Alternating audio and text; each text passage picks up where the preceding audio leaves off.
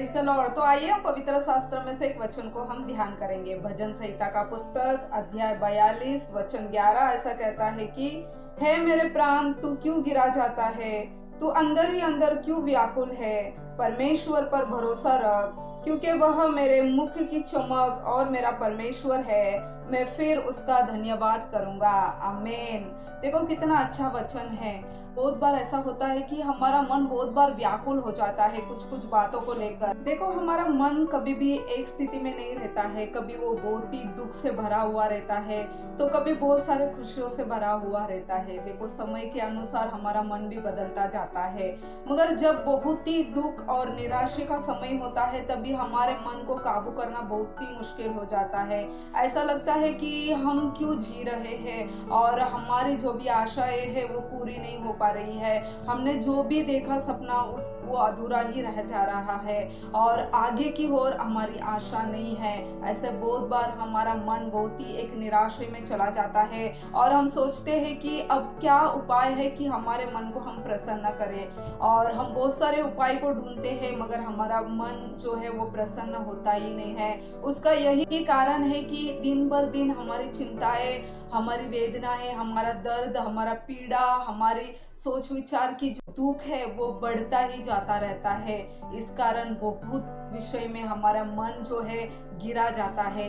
देखो दाऊद राजा के जीवन में भी ऐसा ही होता था। जब जब वो दुख और निराशा में बदल जाते थे, उनका मन बहुत ही दुख से बदल जाता था, भर जाता था, तो वो अपने परमेश्वर यहोवा की ओर दृष्टि कर कर अपने मन से ऐसे ऐसे बातें कहते हैं कि हे मन तू क्यों उदास है, तू अंदर से अंदर क्यों व्याकुल है, क्यों तू गिरा जाता है, तू परमेश्वर पर अपनी आशाएं लगा रहा। जब ऐसे वो अपने मन से बातें करते थे तभी परमेश्वर उस बात को ध्यान से सुना करते थे और उनको आशीष करते थे, उस पीड़ा से उनको निकालते थे। तो इन दिनों में आज हम भी ऐसे दाऊद राजा के समान अपने मन से हम बातें करेंगे।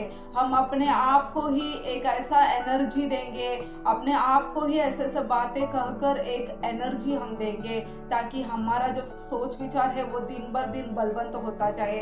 हमारे दुख के समय ये जो बातें हैं वो हमें तंदुरुस्त करे, बलवंत करे और प्रभु में और आगे बढ़ाए और प्रभु में हमारी आशाओं को और आगे बढ़ाए। इस तरह हम भी इन दिनों में हम करेंगे, क्योंकि जो भी आशा और भरोसा हम परमेश्वर पर लगाते हैं उसका निश्चय एक दिन फल आएगा। भले ही हमारे जीवन में बहुत बार हम उदास होते हैं मगर उस उदास के समय ऐसे कार्यों को करना हमारे लिए बहुत ही कठिन हो जाता है, क्योंकि हम इतने दुख में गिर जाते हैं, इतने हम दुख में इतने भर जाते हैं कि फिर कुछ अच्छा सोचने के लिए हमारा मन तैयार नहीं होता है। मगर आप इस तरह अपने मन से बातें कीजिए और परमेश्वर से भी बातें कीजिए और अपने मन को शांत कीजिए। निश्चय ही परमेश्वर हमारे मन को खुशियों से और आनंद से भर देंगे। आज क्या आप बहुत ही थके हुए हैं या फिर आपका मन बहुत ही व्याकुल है?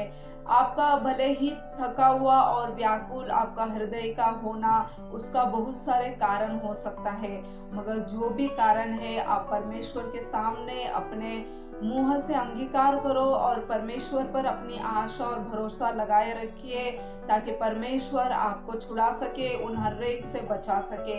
ऐसा ही एक भाई थे जो अपने पत्नी और बच्चों के साथ रहते थे। उनके 4 बच्चे थे और उनका जिंदगी में इतना बड़ा दुख था कि वो बहुत ही गरीबी अवस्था में थे। उनको अच्छा से काम नहीं था, उनकी आमदनी अच्छी नहीं थी और वो अपने पत्नी और बच्चों को ठीक से खिला नहीं पा रहे थे। तो उनका जीवन बहुत ही दुख से भरा था, क्योंकि उन्होंने जो भी बिजनेस किया उसमें हरदम उन्होंने लॉस को पाया। वो जो भी करते थे उसमें वो एक उन्नति को नहीं पाते थे, उनका जो भी कार्य होता था उसमें वो सफलता और जय को नहीं पाते थे। ऐसे उनका जीवन एक उदासी और निराशा में बदल गया था। एक समय ऐसा लगा कि उन्होंने बहुत प्रयत्न किया, अपने मन को भी बहुत ही उत्सुक करने के लिए बहुत प्रयत्न किया, मगर हर बार जब उन्होंने नाकामयाब और हरावट को देखा तो उनका मन बहुत ही उदास हो गया। तो उन्होंने सोचा कि जीवन में जीना बहुत ही व्यर्थ है, मैं जीवन में जीकर कुछ भी नहीं कर पा रहा हूँ, इस दुनिया में आकर मैंने कुछ भी नहीं किया है। ऐसे कर कर वो बहुत ही उनका प्राण गिरा जाता है। तब वो उस उदासी में आकर वो एक निर्णय को लेते हैं। वो सोचते हैं कि क्यों ना ऐसे घुट कर और मर मर कर और एक हरावट जिंदगी जीने से अच्छा मैं अपने आप को ही खत्म कर दूं और ये दुनिया से मैं चला जाऊं। तो वो ऐसे निर्णय लेकर अपने साथ एक जहर की बोतल लेकर वो एक जगह पर बैठे रहते हैं कि मैं इसे पीकर अपने जान को दे दूं, क्योंकि आगे अभी मुझसे सहा नहीं जा रहा है और मेरे परिवार को मैं कैसा खिलाऊं कैसे चलाऊं। इससे अच्छा कि मैं अगर मर जाऊं तो भी मेरे परिवार को बहुत सारे लोग दया कर कर उनको उन लोग संभाल लेंगे, रिश्तेदार उनको संभाल लेंगे, क्योंकि मैं नहीं रहूंगा तो उस पर उन लोग दया करेंगे और उन लोगों को संभाल लेंगे। ऐसे कर कर एक निर्णय के साथ वहां पर रोक के वो बैठे रहते हैं एक स्थान पर और उस जहर के बोतल को पीने से पहले बहुत ही रोते हैं, व्याकुल होते हैं कि आखिर में मैं हार गया और इस निर्णय में पहुंच गया कर कर बहुत रोकर पीने के लिए वो सोच रहते हैं। तब उस समय वहां से उनका मित्र आता है और उस मित्र का नजर उस भाई के ऊपर पड़ता है और वो आकर पूछते हैं कि आप क्यों इतने उदास दिखाई दे रहे हैं, ऐसा लग रहा है कि आप बहुत रोकर बैठे हैं, क्या बात है, क्यों आप इतने उदास हैं। तब आंसू को अपने दोस्त को देकर वो रोके रखे रहते हैं, वो आंसू फिर से बहना आरंभ हो जाता है और वो फ्रेंड बहुत ही दुख से उनको पूछते हैं क्या कारण है कि तुम इतने रो रहे हो।